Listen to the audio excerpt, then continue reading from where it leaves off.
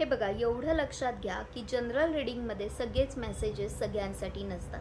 तुमच्यासाठी जे आहे, जे रेझोनेट होतंय तेवढंच घ्या आणि पुढे जा. प्रत्येकाला सगळे मेसेज रेझोनेट होतीलच असं गरजेचं नाही.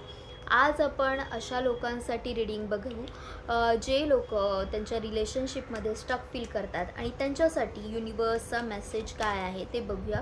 त्यांच्या लव्ड वन्स करून स्पेसिफिकली ज्यांना रिलेशनशिपमध्ये प्रॉब्लेम्स आहेत त्यांच्यासाठी हे रीडिंग आहे.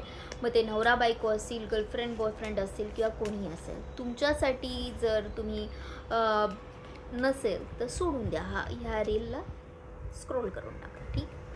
तर ज्या लोकांसाठी आहे, जे लोक थांबलेले आहेत, त्यांनी युनिवर्सला, त्या ब्रह्मांडाला थँक्यू बोला, कारण हे गायडन्स मी नाही देते, युनिवर्स स्वतः तुमच्यासाठी घेऊन आले. तर आपण एक कार्ड काढूया.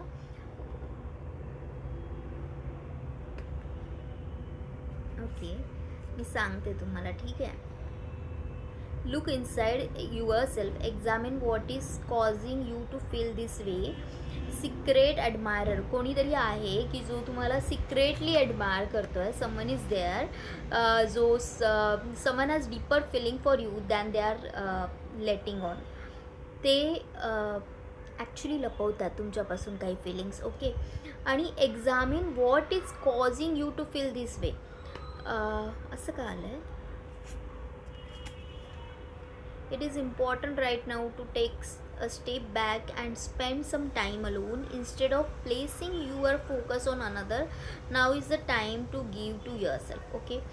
तुमच्या आयुष्यामध्ये आत्ताच काहीतरी असं होऊन गेलं आहे की ज्यामुळे तुम्हाला खूप असं लॉस्ट, लेफ्ट आउट फील होतं आहे, रेस्टलेस वाटतं आहे आणि कोणावरही भरोसा नाही आहे. इन दॅट केस तुम्ही स्वतःसाठी वेळ घ्या.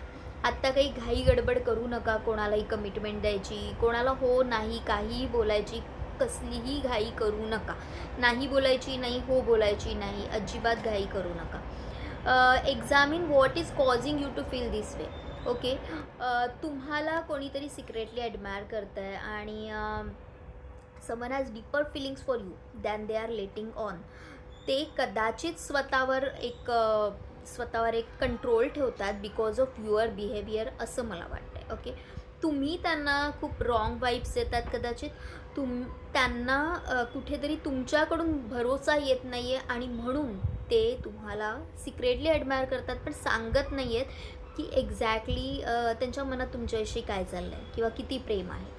तर इथे चूक तुमची आहे. तुम्हाला गोष्टी क्लिअर करायच्यात स्वतःच्या मनात पहिले, आणि तुम्ही जे समोरच्याला वाईब्स देतात त्याच्याप्रमाणे